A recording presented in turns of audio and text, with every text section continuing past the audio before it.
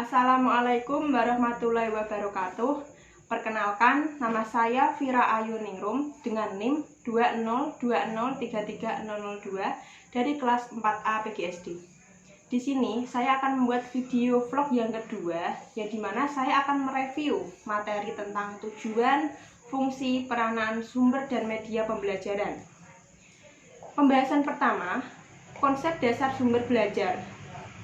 Kita masuk dalam pengertiannya, yang dimana segala sesuatu yang mendukung terjadinya proses belajar, termasuk sistem pelayanan, bahan pembelajaran, dan lingkungan yang dapat digunakan baik secara terpisah maupun terkombinasi, sehingga mempermudah anak didik dalam mencapai tujuan belajar atau kompetensi yang harus dicapainya.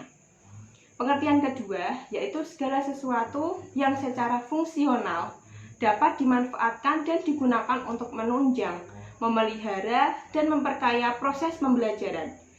Dapat berupa benda nyata, model, media cetak, media audiovisual, keadaan sekitar, proses ataupun prosedur, dan sebagainya.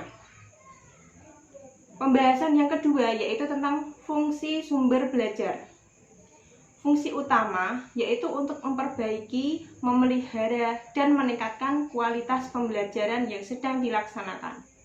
Contohnya dari fungsi yang utama yaitu memperbaiki. Dari fungsi memperbaiki ini, contohnya yaitu dari yang tidak tahu menjadi tahu. Jadi peserta didik dari yang tidak tahu akan diajarkan hingga menjadi tahu. Yang kedua yaitu fungsi utama memelihara. Contoh dari fungsi utama memelihara ini adalah dari materi pembelajaran yang didapat dari peserta didik ini, maka bisa selalu diingat dan dipelihara oleh baik dari peserta didik tersebut. Oleh karena itu, guru sangat berperan penting dalam sumber media pembelajaran ini. Yang ketiga adalah meningkatkan kualitas pembelajaran yang sedang dilaksanakan, yaitu dengan adanya sumber belajar, maka dapat meningkatkan suatu kualitas kegiatan pembelajaran yang dilaksanakan dengan baik.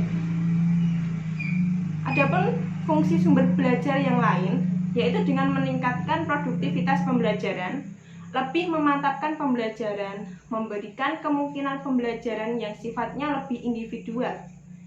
Selanjutnya, memberikan dasar yang lebih ilmiah terhadap pembelajaran, memungkinkan belajar secara seketika, memungkinkan penyajian pembelajaran yang lebih luas. Dan adapun fungsi sumber belajar lainnya, yaitu dengan cara menembus batas jam pelajaran formal, mendorong dinamika dan kegiatan belajar mandiri siswa, memelihara iklim akademis dalam proses pembelajaran, mengatasi keterbatasan guru, memperluas pemahaman dan wawasan siswa. Selanjutnya ada antisipasi dan proaktif terhadap perkembangan. Kita membahas tentang kegunaan sumber belajar. Yang pertama, adapun kegunaan sumber belajar, yaitu dapat meningkatkan intensitas minat dan perhatian para siswa terhadap materi pelajaran yang disajikan. Maka, pelajaran yang disajikan itu akan meningkatkan suatu intensitas minat terhadap siswa dalam memahami suatu pembelajaran tersebut. Yang kedua, dapat memelihara suasana belajar yang solid, kreatif, dinamis, dan menyenangkan. Maka, oleh karena itu, memelihara suasana belajar yang kreatif ini sangatlah perlu ditekankan agar siswa tidak jenuh dalam belajar. Yang ketiga, dapat membuka peluang bagi para siswa untuk lebih leluasa dalam memperdalam, menganalisa, dan mencari makna dari materi pelajaran yang mereka pelajari. Nah, dari pembelajaran ini, peserta didik bisa untuk menganalisis dari pembelajaran yang telah diberikan oleh guru. Maka dari itu, kegunaan sumber belajar ini sangatlah penting. Selanjutnya, dapat mendorong para siswa untuk melakukan terobosan akademis melalui pendekatan berpikir inovatif. Adapun kegunaan sumber belajar yang lainnya, yaitu dapat menghindarkan para siswa dari dampak yang kurang baik dari adanya keterbatasan kemampuan, waktu dan ruang, serta kesempatan belajar yang produktif.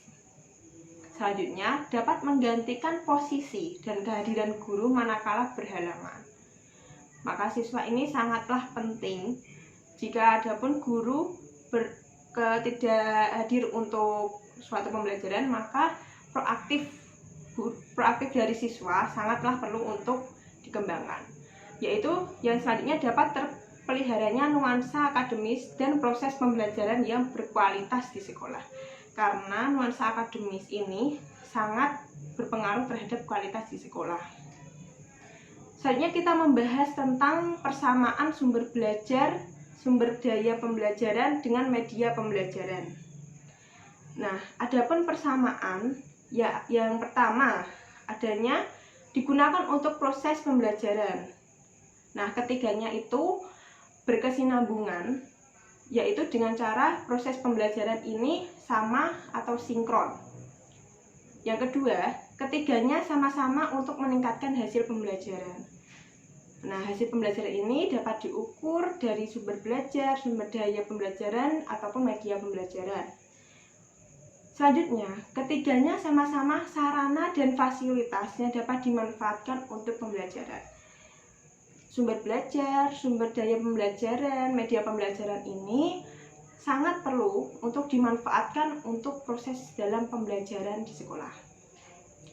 Selanjutnya ada perbedaan sumber belajar, sumber daya pembelajaran dengan media pembelajaran.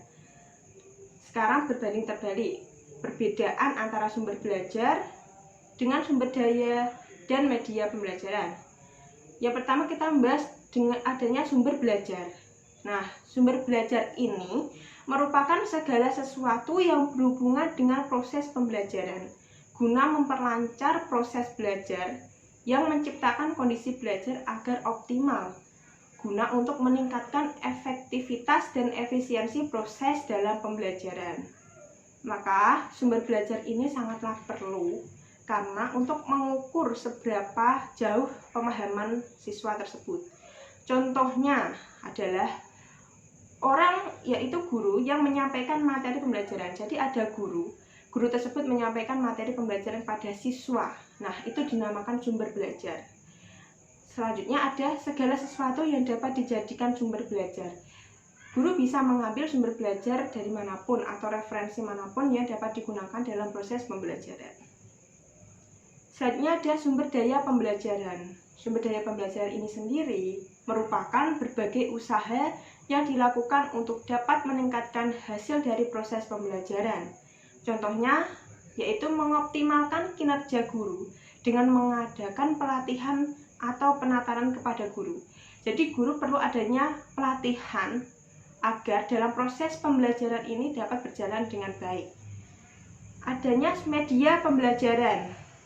Nah, media pembelajaran ini sendiri merupakan berbagai jenis sumber daya dan komponen dalam lingkungan sekolah yang dapat dimanfaatkan dalam proses pembelajaran. Khususnya yaitu untuk mendorong dan memelihara siswa untuk belajar lebih aktif dan produktif. Contohnya adalah media pembelajaran yang diproduksi oleh lembaga-lembaga pendidikan seperti CD, interaktif, Zoom, Google Meet, dan PPT. Adapun jenis sumber belajar dapat dilihat dari segi perancangannya. Sumber belajar yang dirancang atau learning resource by design yaitu sumber-sumber yang secara khusus dirancang atau dikembangkan sebagai komponen sistem instruksional untuk memberikan fasilitas belajar yang terarah dan bersifat formal. Selanjutnya ada sumber belajar yang dimanfaatkan atau learning resource by utilization, yaitu sumber belajar yang tidak didesain khusus untuk keperluan pembelajaran dan keberadaannya dapat ditemukan, diterapkan, dimanfaatkan untuk keperluan pembelajaran. Sumber belajar yang ada di masyarakat. Jadi sumber belajar yang dimanfaatkan ini khususnya sumber belajar yang ada di masyarakat. Selanjutnya kita membahas tentang jenis sumber belajar. Nah, secara umum sumber belajar dapat dikategorikan ke dalam 6 jenis. Yang pertama, pesan. Pesan merupakan informasi yang harus disalurkan oleh komponen lain berbentuk ide, fakta, pengertian, data, dan lain-lain. Yang kedua adanya orang. Orang yang menyimpan informasi tidak termasuk yang menjalankan fungsi pengembangan dan pengelolaan sumber belajar. Yang ketiga, adanya bahan, yaitu sesuatu bisa disebut software yang mengandung pesan untuk disajikan melalui pemakaian alat. Yang keempat, adanya peralatan. Peralatan ini adalah sesuatu yang bisa disebut sebagai hardware yang menyalurkan pesan untuk disajikan ke dalam software. Selanjutnya yang kelima, itu ada teknik atau metode. Teknik atau metode sendiri ini merupakan prosedur yang disiapkan dalam mempergunakan bahan pembelajaran, peralatan, situasi, dan orang yang menyampaikan pesan. Yang keenam, adanya lingkungan. Situasi sekitar di mana pesan ini disampaikan. Selanjutnya ada contoh jenis sumber belajar. Kita masuk ke dalam kategori sumber belajar. Yang pertama adanya pesan. Pesan ini dapat dirancang. Contohnya yaitu seperti bahan-bahan pelajaran. Contoh dari dimanfaatkan adalah cerita rakyat. Kategori sumber belajar manusia atau orang. Contoh yang dirancang ini seperti guru, dan contoh yang dimanfaatkan adalah narasumber. Kategori sumber belajar selanjutnya adalah bahan. Contoh yang dirancang dapat diberikan contoh seperti transparansi, yang dimanfaatkan contohnya relief. Selanjutnya kategori sumber belajar peralatan. Nah, contoh yang dirancang dari peralatan ini seperti OHP yang dimanfaatkan seperti generator. Kategori sumber belajar teknik atau metode. Contoh yang dirancang seperti ceramah, yang dimanfaatkan, contoh yang dimanfaatkan itu seperti permainan. Nah, selanjutnya kategori sumber belajar lingkungan. Contoh yang dirancang itu seperti ruangan kelas, yang dimanfaatkan itu contohnya seperti taman. Selanjutnya, kriteria memilih sumber belajar. Adapun kriteria yang pertama yaitu kriteria secara umum, merupakan ukuran dasar dalam memilih sumber belajar. Di antaranya 1. Ekonomis dalam pengertian murah, tidak terpatok pada harganya yang selalu rendah, tetapi dapat juga pemanfaatannya dalam jangka panjang. Nah, ekonomis ini sangatlah diperlukan dalam memilih sumber belajar. Selanjutnya yang kedua adalah praktis dan sederhana. Tidak memerlukan pelayanan sampingan yang sulit dan langka. Yang ketiga, mudah diperoleh, dekat, tersedia di mana-mana, dan tidak perlu diadakan dan dibeli.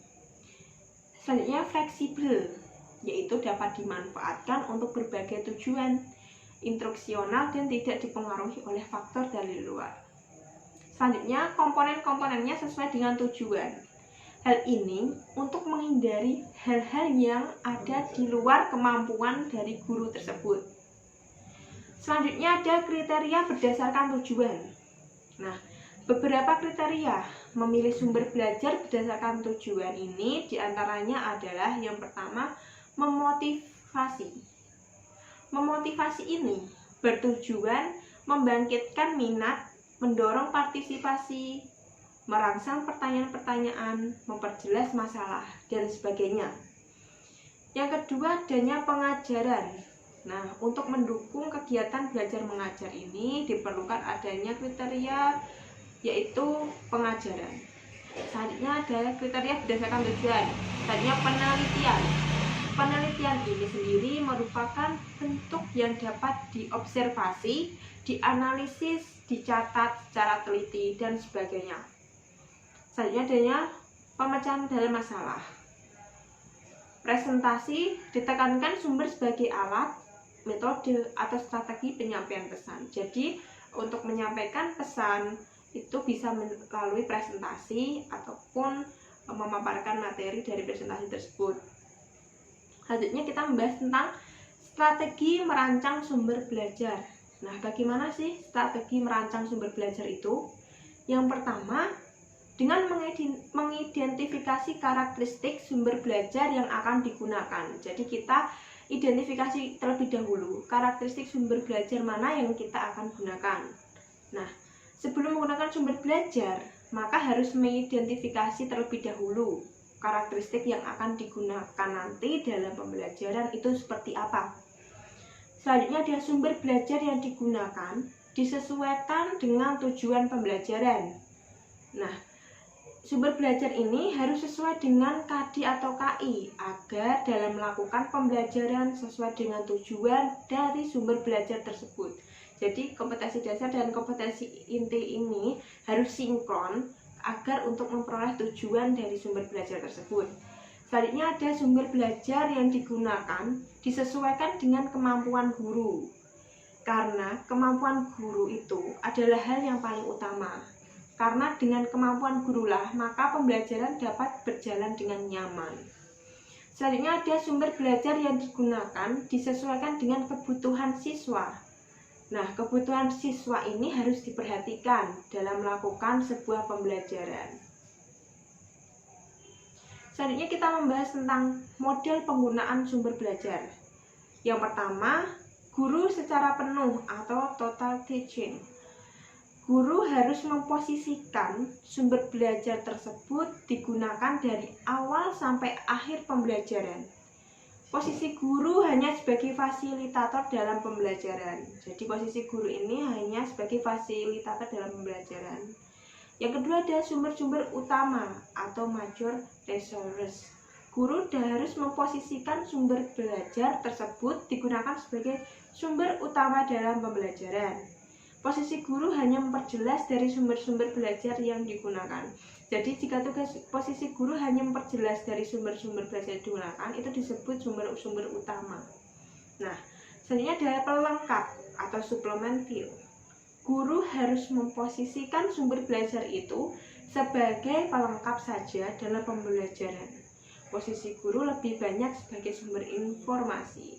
Jadi, jika posisi guru lebih banyak sebagai sumber informasi itu disebut model penggunaan sumber belajar sebagai pelengkap atau suplemen view. Oke, sekian pemaparan materi review dari saya.